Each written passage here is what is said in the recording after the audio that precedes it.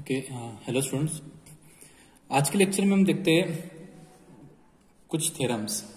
Okay, last lecture में हमने देखा था कुछ examples on analytic functions, how to find the value of constants which include in a functions. Okay, if given that the function is analytic. Okay, और कौन कौन से function analytic है ये हम कैसे चेक करते हैं ये भी हमने लास्ट लेक्चर्स में देखे थे। आज के लेक्चर में हम देखते हैं कुछ theorems. Okay, no so first theorem is very very IMP, maximum universities में ये थ्योरम पूछा जाता है। Prove that analytic function with constant modulus is constant. Okay, no तो आपको गिवन क्या दिया है, एक फंक्शन दिया है जो कि एनालिटिक है। ओके, और उसका मॉडुलस भी क्या है, कांस्टेंट है। ये आपको गिवन दिया है, आपको ये प्रूव करना है कि वो जो फंक्शन रहेगा वो कांस्टेंट रहेगा। ओके, नो तो मैं अज्यूम करता हूं कि लेट सपोज करो कि F of Z be the function that is u plus iv. Okay, f of z equal to u plus iv is an analytic function, is an analytic function. तो f of z equal to u plus iv ये मैंने function consider किया है। Okay, और जो कि analytic है ऐसा प्रॉब्लम में हमें गिवन दिया। ओके, तो अगर कोई फंक्शन एनालिटिक होता है तो वो कौन से इक्वेशन को सेटिस्फाइड करता है, that is a Cauchy Riemann equation को। ओके, तो एफ ऑफ जेड ये एनालिटिक है, so it satisfy, so therefore F of Z satisfy C R equation, that is a Cauchy Riemann equation. Okay, अब ये सी R equation क्या होता है, सी R equation होता है यू एक्स ये होता है वी वाई के बराबर। Okay, u x means del you by del x, u की partial derivative with respect to x which is equal to del v by del y. Okay, I represent it with v suffix y. And जो दूसरा सी R equation होता है वो होता है u y is equal to minus v x. Okay, इन दोनों equation को मैं देता हूं इक्वेशन नंबर 1। ठीक है ना, तो ये क्यों लिखा मैंने, क्योंकि आपको जो एफ ऑफ जेड दिया है वो एनालिटिक है। अगर कोई फंक्शन एनालिटिक होता है तो वो सी आर इक्वेशन को सेटिस्फाई करता है। यहाँ पे यू और वी जो रहेंगे वो एक्स और वाई के फंक्शंस रहेंगे। ओके ना, तो ये हो गया एक गिवन पार्ट आपका कि that is F of Z is analytic. Okay ना, आपको और क्या गिवन दिया है, analytic function with constant modulus.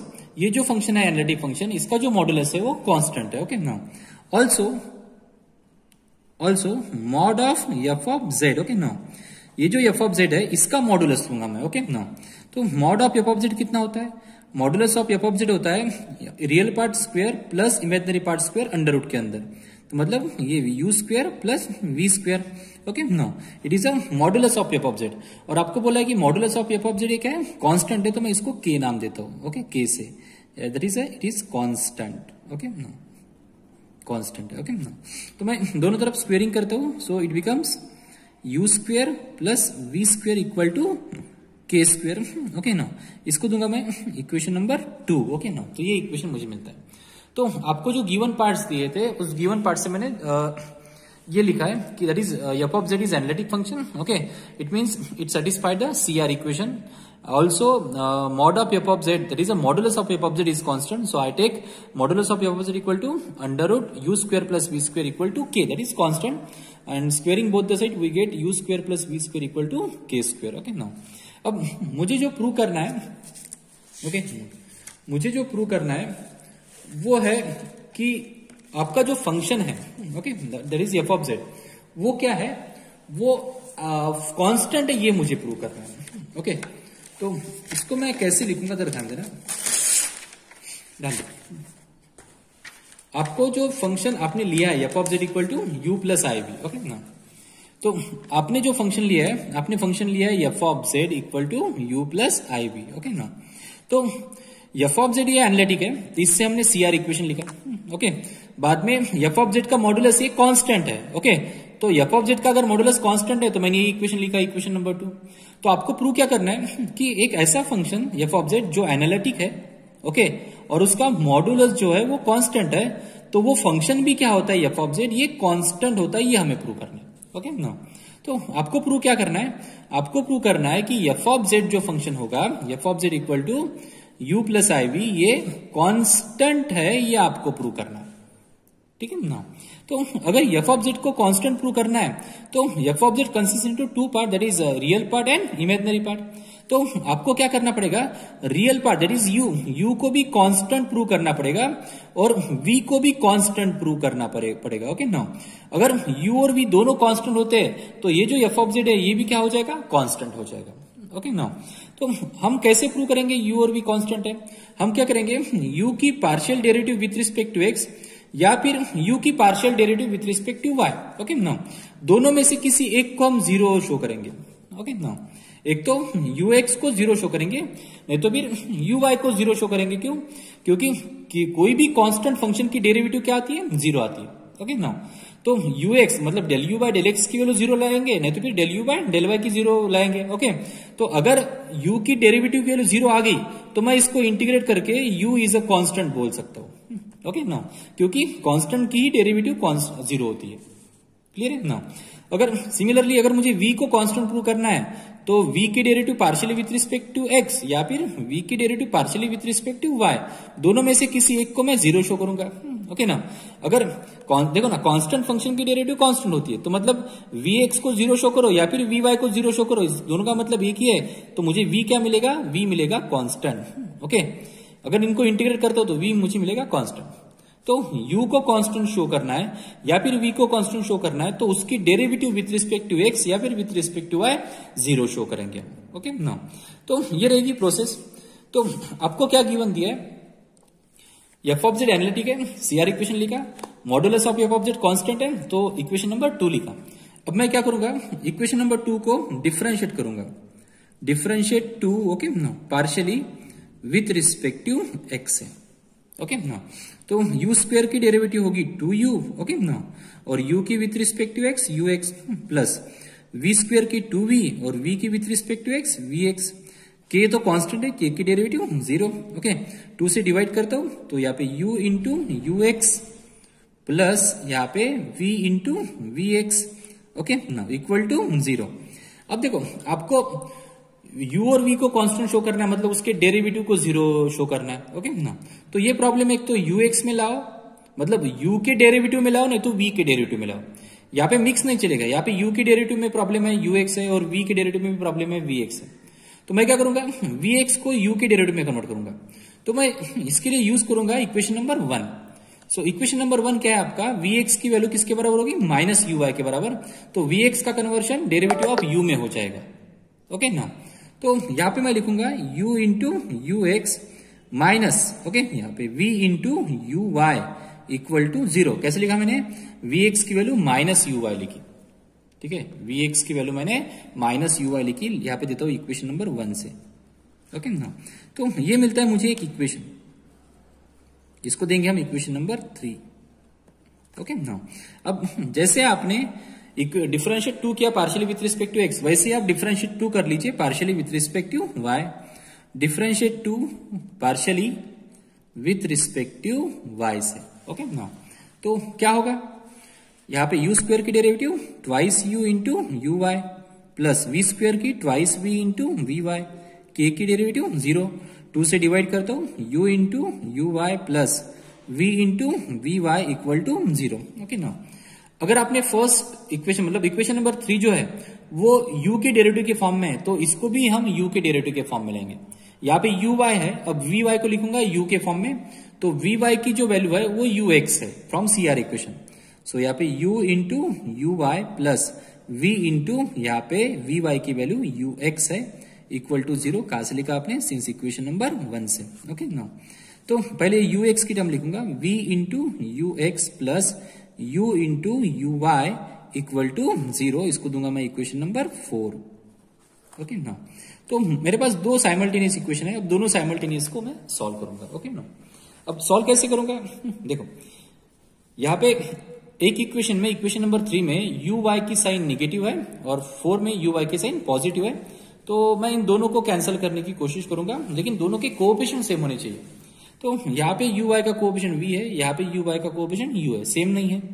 तो मैं इक्वेशन नंबर 3 को u से मल्टीप्लाई करूंगा तो यहाँ पे u भी बन जाएगा, और 4 को v से मल्टीप्लाई करूंगा तो यहाँ पे u भी बन जाएगा, तब दोनों के कोएफिशिएंट सेम हो जाएंगे। ओके ना।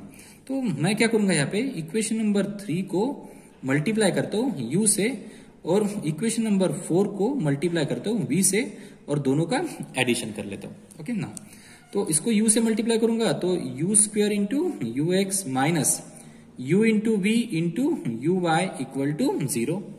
ओके, अब 4 को मल्टीप्लाई करूंगा v से तो v square into u x plus यहाँ पे u into v into u y equal to 0। अब दोनों का एडिशन करूंगा, ये कैंसिल हो जाएंगे, यहाँ पे मिलेगा u square u x plus we square u x equal to 0।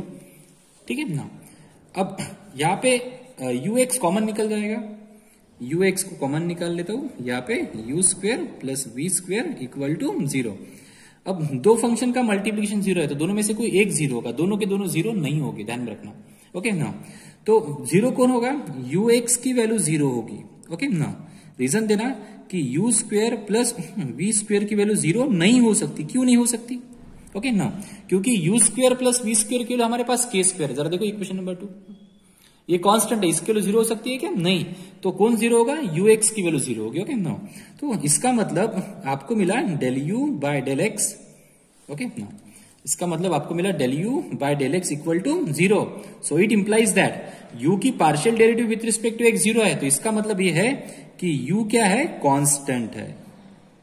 Okay, you क्या है, कांस्टेंट, क्योंकि कांस्टेंट की डेरिवेटिव ही क्या मिलती है आपको, 0 मिलती है। ओके, इस तरीके से ना, अगर आपको अभी शो करना है कि v इज कांस्टेंट, ओके, तो u x ये जो है ना del u by del x, okay ना, इसका आप यूज करना, इसको मैं देता हूं इक्वेशन नंबर 5। ओके नो, अब देखो आपके CR इक्वेशन देखो, आपने फाइंड आउट किया u x की वैल्यू 0 है। ओके ना, और CR इक्वेशन क्या है आपका, ये देखिए CR equation, equation number 1, u x की वैल्यू v y के बराबर है। ओके ना, तो यहां पे मैं लिखूंगा, ओके ना, from CR equation, okay, u x ये है आपका वी वाई के बराबर, बट अभी भी आपने प्रूव किया है कि यू एक्स की वैल्यू 0 है, so 0 equal to v y. Okay, तो इसका मतलब ये है कि वी वाई जो है वो 0 हो गया। ओके, वी वाई 0 है, सो मतलब इसका मतलब del v by del y 0 है। ओके ना, तो v की partial derivative with respect to y 0 है, तो इसका मतलब क्या है, इसका मतलब ये है कि v क्या होगा, कांस्टेंट होगा। Okay no, so therefore v is constant. Okay ना, तो v को आपने कांस्टेंट शो कर लिया, u को भी कांस्टेंट शो कर लिया, तो दोनों का एडिशन भी क्या हो जाएगा, कांस्टेंट। ओके ना, सो देयरफॉर यहां पे लिखता हूं, therefore f of z is equal to u plus iv। u is constant, v is constant, i तो ऑलरेडी कांस्टेंट होता है √-1। ओके ना, तो दोनों कांस्टेंट का एडिशन कांस्टेंट, तो f ऑफ z भी क्या हो जाएगा, कांस्टेंट। तो ये आपने प्रूव कर लिया कि जो फंक्शन एनालिटिक होता है, जिसका मॉडुलस कांस्टेंट होता है, वो फंक्शन भी क्या होता है, कांस्टेंट होता है, हेंस प्रूव्ड। ओके ना, तो इस तरीके से ये थ्योरम है। आई होप आपको समझ में आया होगा, क्योंकि ये थ्योरम काफी इंपॉर्टेंट है। ओके, मैक्सिमम यूनिवर्सिटीज में ये थ्योरम पूछा जाता है, that analytic function with constant modulus is constant. Okay, आप इसका स्क्रीनशॉट ले सकते हो और आप अपने कॉपी में कॉपी कर सकते हो। क्लियर है? और हाँ, एक काम, वीडियो पॉज करके इसको लिख लेना आप लोग, चलेगा? ओके, ठीक है। अब देखते हैं दूसरा एग्जांपल। ओके, अभी देखते हैं second theorem. The theorem is an analytic function with constant real part is constant. ठीक है, आपको यहां पे क्या प्रूव करना है कि एक एनालिटिक फंक्शन आपको गिवन दिया है, ओके, और उसका जो रियल पार्ट है वो आपको कांस्टेंट दिया है। ठीक है, तो आपको प्रूव करना है कि वो फंक्शन भी क्या होगा, कांस्टेंट होगा। ओके, तो इस प्रूफ को समझ लेते हैं। तो यहाँ पे कोई फंक्शन आपको कंसिडर करना है जो एनालिटिक है, तो मैंने function of complex variable f of z is equal to u plus I we, okay, ये फंक्शन कंसिडर किया और मैं इससे कहता हूं कि ये फंक्शन एनालिटिक है। ओके, तो अगर ये फंक्शन एनालिटिक है तो ये CR इक्वेशन को सेटिस्फाइड करेगा। मतलब CR इक्वेशन क्या है इसका, del you by del x equal to del v by del y and del you by del y is equal to minus del v by del x. इसको दूंगा मैं equation number 1। Okay, और क्या given दिया है, also the real part of f of z equal to u plus I v is constant. Okay, f of z का real part, कौन सा है रियल पार्ट, u है। ओके, तो u क्या दिया आपको, कांस्टेंट दिया। ओके, अगर u कांस्टेंट है तो उसका डेरिवेटिव कितना होता है, 0 होता है। ठीक है, विथ रिस्पेक्ट टू एक्स से भी डेरिवेटिव जीरो होगा, and derivative of u partially with respect to y, इससे भी क्या होगा, डेरिवेटिव जीरो होगा। ओके, तो अगर रियल पार्ट इसका कांस्टेंट है तो del you by del x की वैल्यू जीरो आती है और del you by del Y की वैल्यू जीरो आती है। ओके, आपको प्रूव करना है कि F of Z equal to you plus I we, ये फंक्शन कांस्टेंट है। ओके, मतलब क्या कि आपको एक फंक्शन एनालिटिक गिवन दिया है, F of Z equal to you plus I we, ये एनालिटिक फंक्शन है। ओके, इसका रियल पार्ट जो है यू, ये कांस्टेंट है, तो आपको ये प्रूव करना है कि F of Z equal to you plus I we, ये टोटल फंक्शन क्या है, कांस्टेंट है। ओके, अब f of Z equal to you plus I v को कांस्टेंट प्रूव करने के लिए आपको u को भी कांस्टेंट शो करना पड़ेगा और v को भी कांस्टेंट शो करना पड़ेगा। ओके ना, तो उसमें से u आपको कांस्टेंट दिया है। ओके, आपको एक ही प्रूव करना है कि v भी क्या रहेगा, कांस्टेंट रहेगा। ओके, अब v को कांस्टेंट प्रूव करने के लिए आपको ये प्रूव करना पड़ेगा कि v की partial derivative with respect to x से जीरो होती है एंड v की partial derivative with respect to y से कितनी होती है, zero.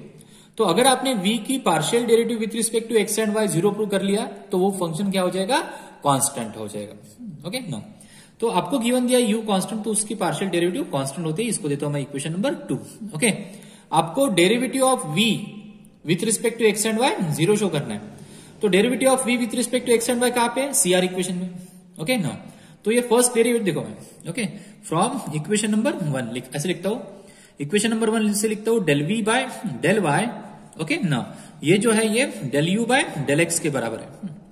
Okay, but del u by del x की वैल्यू कितनी है, जीरो है। ओके, तो del you by del x zero हो गया, तो del v by del y भी कितना हो गया, जीरो। तो मतलब v की partial derivative with respect to y ये जीरो हो गई, तो इसका मतलब ये है कि v क्या हो गया, कांस्टेंट हो गया। ठीक है ना, v क्या हो गया, कांस्टेंट हो गया। एक तो ऐसा प्रूव कर सकते हो, नहीं तो फिर ओके, ये लिखा आपने सिंस इक्वेशन नंबर 2 से। ओके, अब देखो, जैसे आपने del v by del y को जीरो प्रूव किया, वैसे del v by del x को जीरो प्रूव करते हैं। सो अब मैं यहाँ पे फिर से अगेन इक्वेशन नंबर 1। ओके, तो यहाँ पे दिया है आपको del you by del Y की जो वैल्यू है वो minus del v by del x के बराबर है। ओके ना, तो del you by del y कितना है, लेकिन जीरो है। ओके, तो minus del v by del x कितना हो जाएगा, जीरो हो जाएगा। It implies that del v by del x equal to zero. तो v की partial derivative with respect to x zero है, तो इसका मतलब क्या होगा, इसका मतलब ये होगा कि v क्या है, v is equal to constant. ठीक है, दोनों केस में आपने v को कांस्टेंट प्रूव कर लिया, तो इसका मतलब ये है कि so therefore f of z equal to u plus I v. ठीक है ना, ये टोटल फंक्शन क्या होगा, कांस्टेंट होगा। क्यों, क्योंकि u ऑलरेडी आपको कांस्टेंट गिवन दिया था और v आपने कांस्टेंट प्रूव कर लिया, तो total function f of z क्या हो गया, कांस्टेंट हो गया। तो ये होता है इसका प्रूफ। ओके ना, तो इसको आप वीडियो पॉज करके कॉपी कर लेना। ठीक है, अब ये प्रूफ मैंने कर लिया है। ठीक है, एक प्रूफ मैं आपके लिए देता हूं। ठीक है, हाँ, आपको प्रूव करना है, prove that an analytic function with constant imaginary part, with constant imaginary part is constant। ठीक है ना, आपको प्रूव करना है an analytic function with constant imaginary part is constant. Okay, तो आपको सेम एफ ऑफ जेड ये एनालिटिक फंक्शन आपको गिवन दिया है। ओके, इसका इमेजिनरी पार्ट आपको कांस्टेंट गिवन दिया है। ठीक है, मतलब v कांस्टेंट दिया है, तो आपको ये टोटल फंक्शन कांस्टेंट है, ये प्रूव करना है। ओके ना, तो ये जो प्रूफ है ये इसी की तरह होगा। ओके ना, तो हम अज्यूम करते, देखो यहाँ पे विथ कांस्टेंट मैं लिखता हूं यहाँ पे इमेजिनरी पार्ट। ओके, अब इमेजिनरी पार्ट ये इसका कांस्टेंट दिया है, तो F of Z equal to you plus I we, ये एनालिटिक फंक्शन। ओके, तो ये सीआर इक्वेशन को सेटिस्फाइड करेगा। ओके, ऑल्सो गिवन दिया है आपको imaginary part of F of Z equal to you plus I v is constant, मतलब आपको कांस्टेंट कौन गिवन दिया है, वी कांस्टेंट है ये गिवन दिया है। ओके ना, वी कांस्टेंट, तो वी की partial derivative with respect to x and v की partial derivative with respect to y, ये हो जाएगी जीरो। ओके ना, so from CR equation, okay, तो सीआर इक्वेशन क्या है, del you by del x equal to del v by del y के बराबर है। ओके, तो del v by del y कितना है, जीरो, तो del you by del x भी कितना होगा, जीरो। तो इसका मतलब यहां से आपको मिलेगा कि u क्या हो गया, कांस्टेंट हो गया। ओके, सिमिलरली यहां पे del you by del y ये minus del v by del x के बराबर है, लेकिन del v by del x की वैल्यू जीरो है, तो del you by del y भी कितना हो जाएगा, जीरो। तो इससे ये समझ में आता है, इससे ये प्रूव होता है कि u भी क्या हो जाएगा, कांस्टेंट, ठीक है ना। तो u कांस्टेंट हो गया तो total function f of Z equal to you plus I we, ये भी क्या होगा, कांस्टेंट होगा, ठीक है। इस तरीके से प्रूफ है। ओके, अब इसका आखिरी प्रूफ बचा है, उसको देख लेते हैं। ओके, अब देखते हैं next theorem. The theorem is real and imaginary parts of an analytic functions are harmonic. Okay, तो आपको ये प्रूव करना है कि आपको एक फंक्शन एनालिटिक गिवन दिया है। ओके, ध्यान दो, आपको प्रूव क्या करना है मैं बताता हूं। ओके, आपको लेट एक फंक्शन अज्यूम करना है जो एनालिटिक है। So I assume that f of Z equal to you plus I v is an analytic. Okay, no, तो मैंने एक फंक्शन अज्यूम किया कि एनालिटिक है, F of Z equal to you plus I v. अगर ये function analytic है सो ये सीआर इक्वेशन को सेटिस्फाइड करेगा। सो देयरफॉर यू एक्स की वैल्यू ये वी वाई के बराबर होगी एंड यू वाई की वैल्यू ये माइनस वी एक्स के बराबर होगी। इसको दूंगा मैं इक्वेशन नंबर, इसको दूंगा मैं इक्वेशन नंबर 1। ओके, और ये हो जाएगा इक्वेशन नंबर 2। ठीक है, समझ में आया। तो F of Z equal to you plus I we ये एक एनालिटिक फंक्शन है। ओके, ना आपको प्रूव करना है कि इस एनालिटिक फंक्शन का real part that is u, okay, और इस एनालिटिक फंक्शन का imaginary part that is v, दोनों के दोनों हार्मोनिक है। ओके, अब हार्मोनिक कैसे प्रूव करते हैं? जो भी फंक्शन लैप्लास इक्वेशन को सेटिस्फाइड करता है वो फंक्शन क्या कहलाता है? हार्मोनिक कहलाता है, ठीक है ना। जो फंक्शन किसको सेटिस्फाइड करता है? लैप्लास इक्वेशन को सेटिस्फाइड करता है, वो फंक्शन क्या होता है?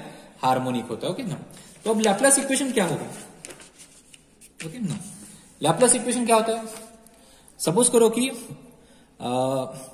आपको u को हार्मोनिक शो करना है। ओके ना, तो u का double derivative with respect to x, okay, और u का double derivative with respect to y से पार्शियल, दोनों का एडिशन आपको 0 शो करना पड़ेगा। ओके, तो अगर u इस लैप्लास इक्वेशन को सेटिस्फाइड करता है तो u क्या हो जाएगा? हार्मोनिक। अगर आपको v को हार्मोनिक शो करना है, ओके, तो v का double derivative with respect to x और v का double derivative with respect to y, दोनों का एडिशन आपको 0 शो करना पड़ेगा, तब v क्या हो जाएगा? आपका हार्मोनिक हो जाएगा। ओके, तो आपको ये प्रूव करना है, क्लियर ना। तो आपको उसके लिए गिवन क्या दिया है कि एफ ऑफ जेड ये एनालिटिक फंक्शन है। ओके, और एनालिटिक फंक्शन के ही रियल और इमेजिनरी पार्ट ये हार्मोनिक रहते हैं, बाकी किसी के नहीं रहते। क्लियर? अब देखिए, तो अब मुझे प्रूव करना है कि u and v are harmonic. तो u और v हार्मोनिक शो करने के लिए मुझे u का डबल डेरिवेटिव चाहिए विथ रिस्पेक्ट टू x से, तो u का सिंगल डेरिवेटिव यहां पे इक्वेशन नंबर 1 में दिया है। तो अगर मैं डिफरेंशिएट करूंगा, differentiate 1 partially with respect to x से, ओके, 1 को x से डिफरेंशिएट करूंगा तो मुझे u x मिलेगा, करेक्ट है। और u y लाने के लिए मुझे इक्वेशन नंबर 2 को डिफरेंशिएट करना पड़ेगा।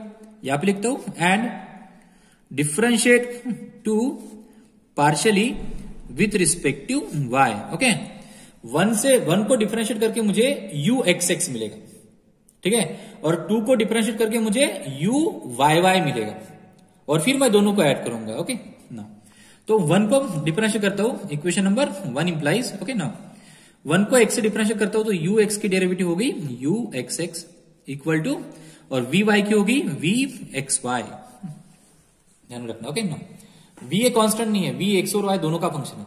ओके ना, u x और y दोनों का फंक्शन है। And equation number 2 implies, okay ना, 2 को मैं y से डिफरेंशिएट करूंगा तो u y की डेरिवेटिव हो जाएगी u y equal to minus, okay, v, यहां पे vx की डेरिवेटिव vxy, ठीक है। अब दोनों को ऐड करता हूं, so therefore uxx plus uyy equal to यह है vxy माइनस vxy, ठीक है। दोनों की वैल्यू लेफ्ट हैंड साइड में left hand side, right hand side में राइट हैंड साइड, दोनों सेम है, कैंसिल हो जाएंगे, आंसर कितना मिलेगा? 0। तो u लैप्लास इक्वेशन को सेटिस्फाइड कर रहा है। ओके, तो इसका मतलब ये है, so therefore u is harmonic. u को आपने क्या प्रूव कर लिया? आपने u को हार्मोनिक शो कर लिया, ठीक है। अब सिमिलरली हम v को भी हार्मोनिक शो करते हैं। ओके ना, अब v को हार्मोनिक शो करने के लिए v की double derivative with respect to x and double derivative with respect to y आपको फाइंड आउट करना पड़ेगा। ओके ना, तो vx कहां पे? इक्वेशन नंबर 2 में। अगर मैं 2 को x से डिफरेंशिएट करता हूं तो मुझे vxx मिलेगा, ओके, और 1 को अगर y से डिफरेंशिएट करता हूं तो मुझे vyy मिलेगा।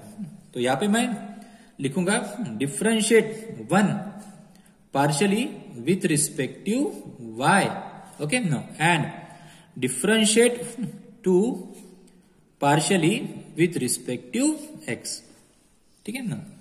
तो यहां पे कितना होगा, यहां पे होगा u x y, वन को आप y से डिफरेंशिएट कर रहे हो, ओके ना। तो ux की डेरिवेटिव u x y, और v को आप y से vy को, तो यहां पे v y y, and okay two implies, हाँ अब इक्वेशन नंबर 2 को x से डिफरेंशिएट करना है, ओके। तो u y की derivative u x y equal to minus यहां पे v x की derivative v x x, okay. So therefore यहां पे जो v x x मिलता है, ओके, वो मिलता है आपको कितना, minus u x y, okay, और यहां पे v y y जो मिलता है वो मिलता है आपको u x y। अब दोनों को ऐड करेंगे, so therefore v x x plus v y y equal to v x x है आपका minus u x y plus v y y है आपका u x y, दोनों कैंसल, आंसर कितना मिला आपको 0, ओके। तो इसका मतलब क्या है, so therefore v is harmonic, okay, v क्या हो गया आपका हार्मोनिक फंक्शन हो गया। तो इस तरीके से आपने u और v को हार्मोनिक शो करिए, ओके ना। ये थ्योरम काफी इंपॉर्टेंट है। आपको अगर कोई एनालिटिक फंक्शन दिया है और आपको प्रूव करने के लिए बोला है कि उसका जो रियल पार्ट है u वो हार्मोनिक है, या फिर रियल पार्ट जो v है, सॉरी इमेजिनरी पार्ट जो v है, उसको अगर आपको हार्मोनिक शो करने के लिए पूछता है तो आप ये डायरेक्ट थ्योरम का यूज कर सकते हो, ओके। एमसीक्यू में भी ऐसे क्वेश्चन आ सकते हैं कि u दिया है, एक एनालिटिक फंक्शन दिया है, तो u एंड v क्या हो सकते हैं, ओके ना। क्वेश्चन ऐसा हो सकता है कि let f of z equal to u plus i v be an analytic function, then okay, 4 option आपके पास है, u इज हार्मोनिक, दूसरा ऑप्शन है v इज हार्मोनिक, तीसरा ऑप्शन है u and v both are harmonic, और चौथा option है u and v both are not harmonic, okay. तो आप किसको टिक करोगे, ऑप्शन नंबर 3 को, कौन सा, कि एनालिटिक फंक्शन के रियल और इमेजिनरी पार्ट हमेशा क्या रहते हैं, हार्मोनिक रहते हैं। ये प्रूव करने की जरूरत नहीं, ठीक है। तो इस थ्योरम को आप कॉपी कर लेना, ठीक है। यहाँ पे हमने कुछ थ्योरम देखे, अब देखेंगे कुछ इंपॉर्टेंट एग्जांपल्स, ओके। तो वो नेक्स्ट लेक्चर में देखते हैं। चलिए, थैंक यू।